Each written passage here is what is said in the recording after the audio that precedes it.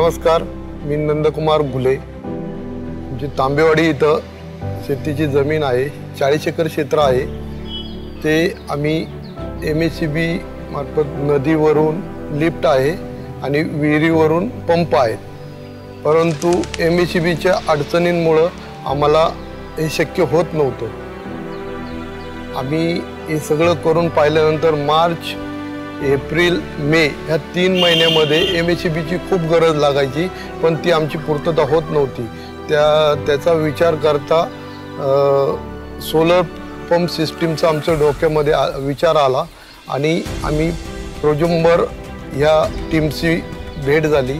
त्यांना आम्ही अशी आमची अडचण समजवली। त्यांनी आम्हाला प्राथमिक स्वरूपात 8 एकरासाठी एका विहिरीवर सोलर पंपाची निर्मिती करून दिली। 5 HP पंप आज तागायत खूप सुंदर प्रमाणात चालतोय।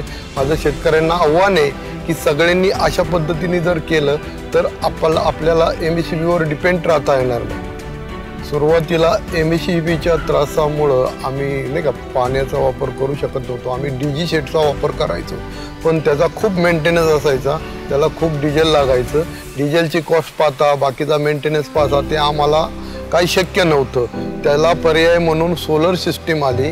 ह्याची सोलर सिस्टीममध्ये आपण एवढं काही पुढे जाऊ असं आम्हाला वाटलं नाही, पण माझी शेतकऱ्यांना कळकळीचं आव्हान आहे की जरूर सर्वांनी सोलर सिस्टीमचा वापर करावा। त्याचं कारण असं आहे की सोलर सिस्टीमचा कुठलाही साईड इफेक्ट, कुठलाही अडचणीचा विषय नाही आहे। सूर्य उगवल्यानंतर ते चालू होतं, सूर्य मावळल्यानंतर ते मनाने बंद। ऑटोमॅटिक सिस्टीम असल्यामुळे अडचणीचा कुठलाच विषय येत नाही आणि आपली सूर्य उगवल्यानंतरच कामं शेतकऱ्यांची चालू होतात आणि सूर्य मावळल्यानंतर बंद होतात।